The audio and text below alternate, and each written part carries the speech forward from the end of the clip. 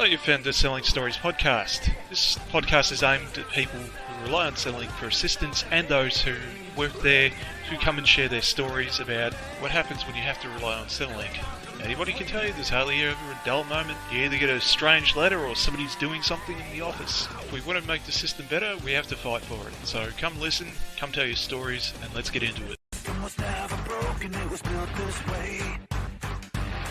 Do we change things for the better, or just sit back and pray? I'm tired, so tired, and there's nothing left to say. Stand up with me, brother, or get the fuck out my way. Hello and welcome to the Centrelink Stories podcast. Before we get into the stories, I'm Azrael Knox, and I need to go over some housekeeping. This section will be hard-coded into the beginning of every single episode, just for clarity and protect us legally. If you've already heard this part, please skip to 2 minutes 15 seconds. The Centrelink Stories podcast is not officially affiliated with Centrelink or any other Services Australia entity, nor is it affiliated with the Australian government. The Centrelink Stories podcast cannot directly help you with your Centrelink issue, but it is intended as a place for you to get your stories off your chest and move on to better things knowing someone has listened. The Centrelink Stories podcast is a place for people who rely on Centrelink, both recipients and employees, to share their stories if they choose to do so. We will never, ever in a million years ask to see your paperwork. We don't need it. You should never give it to anybody, even if they ask for it. The Centrelink Stories podcast will provide you a pseudonym on your behalf if you fail to provide one yourself. The Centrelink Stories podcast will take your stories to face value if you give us a false story that says more about you than us. However, we will issue a correction in the next episode lined up. The Centrelink Stories podcast is aware of subreddits and other social media groups. However, we will not be taking or asking for those stories. All stories that are told on the podcast must be submitted to us through our email and written in your own words. We will check and reject copy-pasters. All the boring stuff being said, let's get into the stories for this episode. Hello, I'm Azrael Knox. Welcome back to Centrelink Stories. This is episode 2. Unfortunately, there is some more housekeeping. If you've ever cleaned a house or anything else, you know the work's never, ever done. So, Audacity shit itself. New program. Bear with me while I sort that out. And some good news, though. The theme song and the outro song are both allowed for fair use by the band, so I don't have to worry about copyright protection on that. Or copyright abuse is what I was more worried about. So if you want to shut down Centrelink Stories, you ain't gonna do it through claiming copyright on the intro and outro songs, because Sin Shake Sin is awesome. The topic of copyright abuse, any stories sent into Centrelink Stories will be editorialized, which means some small details will be changed. You need to write it in to me in your own words. I will then write it out again in my own words, just so it's easier for me to read, but also so I don't have somebody coming back to me one episode later and saying, no, I'm claiming copyright on that story, take it down. Doesn't work like that. You can't copyright true events. That's why editorialization is the thing. Moving on, I have 3 stories for you today. They're all from the same person. So, let's get into those, and then we'll discuss between the stories about what's going on. This story is called Centrelink Cut Me Off and Didn't Tell Me for 4 weeks. I found out when I went to the chemist. Centrelink cut me off on the 16th of November and didn't send me a letter until the 18th of December, because I failed to report on time due to mental and physical exhaustion. I didn't find out about it until I went to the chemist to fulfill a prescription, and they told me that my medication would cost me 8 to 10 times as much as it would if I weren't on concession. I was understandably upset because I don't have that kind of money and I can't go without my medication for too long, because I have neurological issues such as autism, bipolar type 2, and other issues going on. Having to present as socially acceptable for at least 30 hours a week, constant problem solving, customer service, doing overtime, memories, ideas, concepts, and all that other stuff that most people filter out automatically, I have to do it manually. I absolutely lost track of time. When I wasn't working, I was either trying to sort through all of that or quote-unquote sleeping, and by that I mean shutting down while lying in bed so I can shut out all the external stimuli and just try to sort through all the stuff that neurotypical people do automatically. When I contacted Centrelink, the guy I spoke to was brilliant, and I could tell that he was beaten down as much as I was, so I didn't give him a hard time. He basically told me that the best bet would be to appeal to Centrelink, which could take up to 13 weeks just for him to even look at the appeal, and if it was rejected, my only option would be to reapply for my original payment, which could take another 13 weeks, and if that both submissions were rejected, I was pretty much out of luck. I love working, but because of my conditions, I can only handle so much interaction with other people before it wears me down due to sensory overload. Think of it like a stone in your shoe that gets sharper and sharper the more you step on it. Eventually, you're going to have to take your shoe off and bandage your foot to let it form a callus. It's Azrael coming in again, and how ridiculous is that? They cut you off, they don't tell you for 4 weeks, and you find out not by getting a letter, not by getting a text message, not by getting a call. You find out when you go to the chemist and you try to buy medication that you need to keep you functional. And then you can't afford it because it's 8 to 10 times the cost of what you're used to it being, so you haven't budgeted for it. And if you don't take the medication, you just can't function. Now, let's put it in another perspective. Let's say it was heart medication, or it was insulin, or something else that if you didn't take, it was immediately life-threatening. What the hell? I mean, if you put it like that, then yeah, this just goes to show the severity of what actually happened there. Not to mention they didn't even tell this person for 4 weeks. They could have called him, they could have texted him, they could have sent him a letter before that. No, just nothing. Find out when they go to the chemist. Let's get into the next one. This one is called, I'm sorry, I can't go back in time. I'll keep this as brief as possible and stick to the key points. About 2 months ago, I got a letter sent to a family member's address asking me for my partner's tax return in relation to my startup business. Sounds reasonable, right? Well, there's 3 problems with this request. 1, I've never had a partner.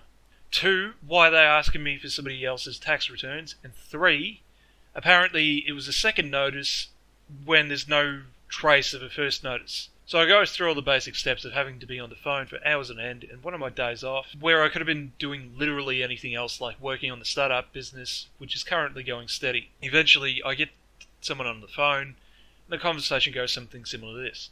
Hey, look, I just got this letter, it's really weird, can you tell me what it's about? Name, address, etc. Mr. Smith, my house. Okay, I can see the problem here. Cool, can you tell me what the problem is? I've never had a partner. No, go get a statutory declaration. Excuse me? Go get a stat dec, and we'll get back to you about this issue.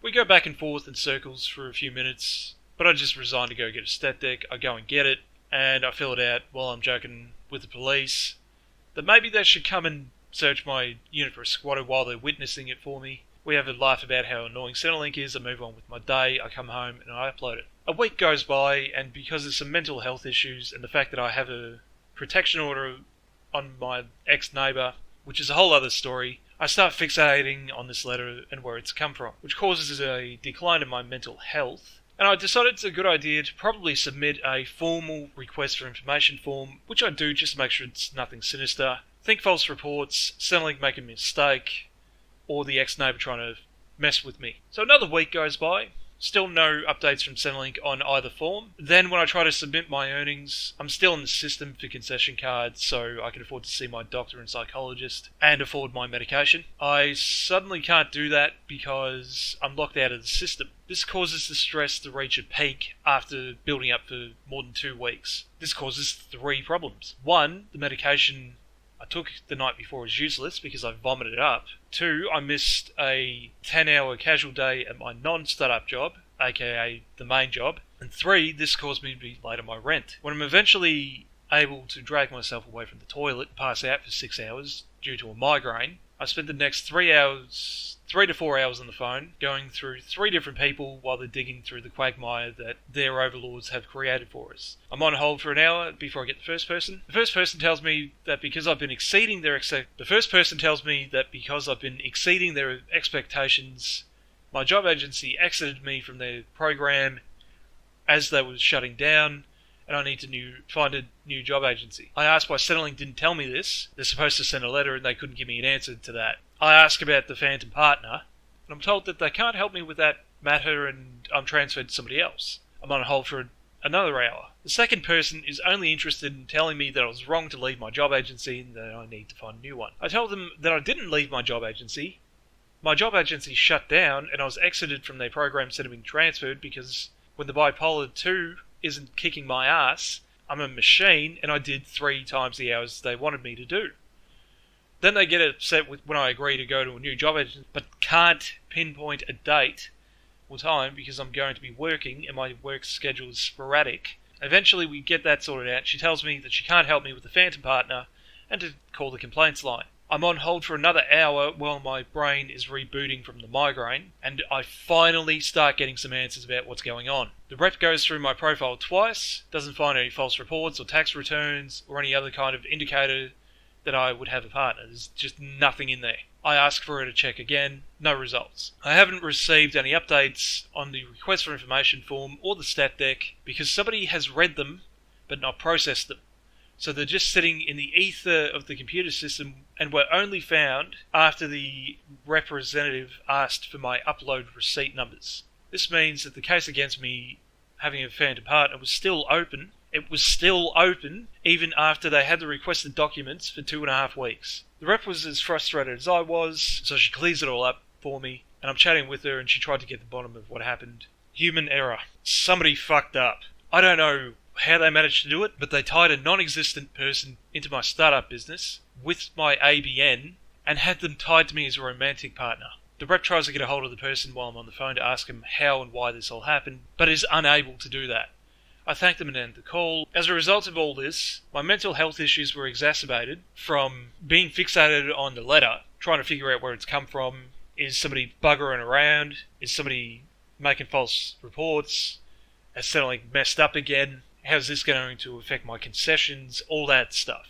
So I ended up going through the proper channels. I asked for somebody to do a proper investigation of what actually happened because I'm concerned about someone that doesn't have the mental, emotional or cognitive capacity getting into a similar situation, not being able to fix or recover from it. So the proper channels in this case would be contacting my local member. I went a step beyond that, actually contacted the state premier. In my case it was Dan Andrews. Dan Andrews' office sent me an email back saying, yep, good, not good enough. They passed it on to Albanese's office. Albanese's office passed it on to Bill Shorten's office. Bill Shorten is the Minister for Government Services, and he oversees Centrelink and all that. Bill Shorten's office sent it back to Centrelink, which is moot. That's like complaining to the Catholic Church about their priests doing things with children. There's no point complaining to Centrelink. It's just going to get buried. But I got a call back from Centrelink representative, and she tells me what I already know. Somebody messed up. So I listen, then I try to explain how negatively this can impact somebody that's barely stable and how it impacted me. She cuts me off numerous times and eventually just says, Look, I'm sorry, but I don't know what you want me to do. I can't go back in time and fix it. and I say to her, I want you to listen to me. I am listening to you. No, you are not. Yes, I am.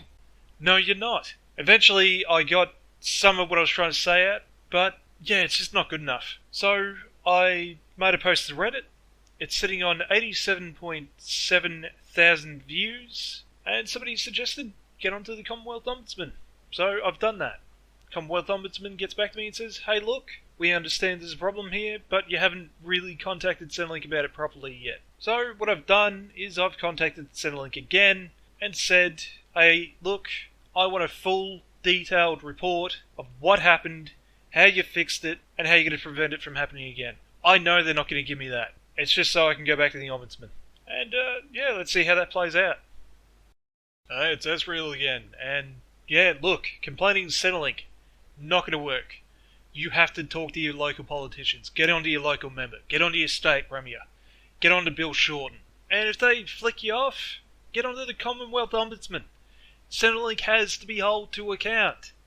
Especially if they're saying stupid shit like, oh, I'm sorry, I can't go back in time and fix it. What happens if somebody gets a letter and it's just the last straw? They know it's false. They know Centrelink's not going to do anything about it. They're worried about retaliation. They're thinking, right, if I chase this up with Centrelink and I prove Centrelink made a mistake, Centrelink's going to cut off my payments, or Centrelink's going to do something else, or Centrelink's going to do this, or Centrelink's going to do that. This happens. I'm not joking. This happens. People get worried about that kind of stuff. Nobody should be scared of Centrelink. Centrelink is not a boogeyman. Centrelink is a safety net. Alright, let's get on to the next one. This next one is called Centrelink Keeps Rejecting My Medical Certificates. So to put it bluntly, Centrelink keeps rejecting my medical certificates. The latest letter from Centrelink says, Mr. Smith, Your medical certificate you provided does not have all the necessary information we need to make a decision about your job seeker payment. We require a medical certificate to include a diagnosis, prognosis, that you have an incapacity and duration for incapacity. The maximum period we can accept a medical certificate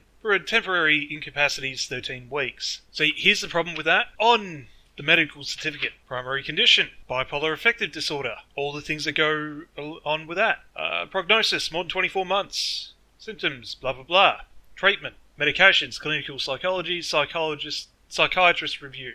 Current, medications, clinical psychology, psychiatrist review. Planned, medications, clinical psychology, psychiatrist review. Secondary, autism spectrum. Prognosis, more than 24 months. Symptoms, clinical psychology, assessment, the past. Current, clinical psychology support. Planned, clinical psychology and assessment. So everything is there that Centrelink wants. They just keep rejecting the medical certificates. Might as well say that all three of these stories are my own.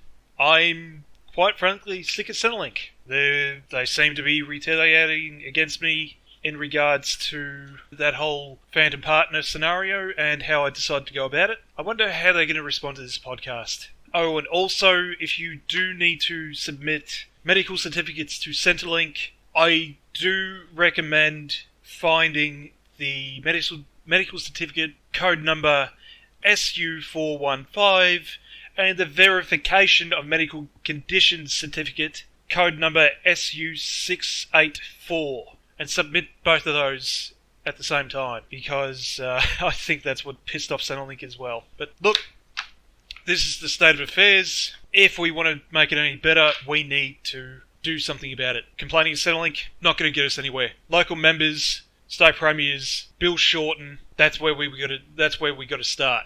If we want change, we need to bring it to the attention of the politicians. Centrelink's just going to tell us to bugger off. I'm Azrael Knox. Thank you for listening to Centrelink Stories. And next episode's either going to be updates on these, or when I start getting stories from you. Centrelink customer stories at protonmail.com.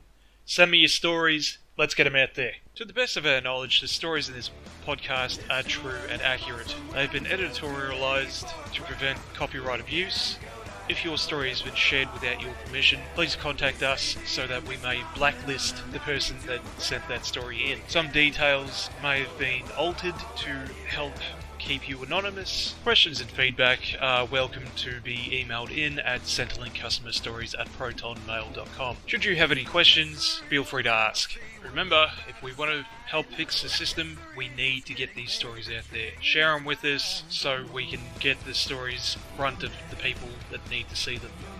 The intro and outro soundtracks sampled for this podcast are The Mess We've Made by Sin Shake Sin and Can't Go to Hell by Sin Shake Sin.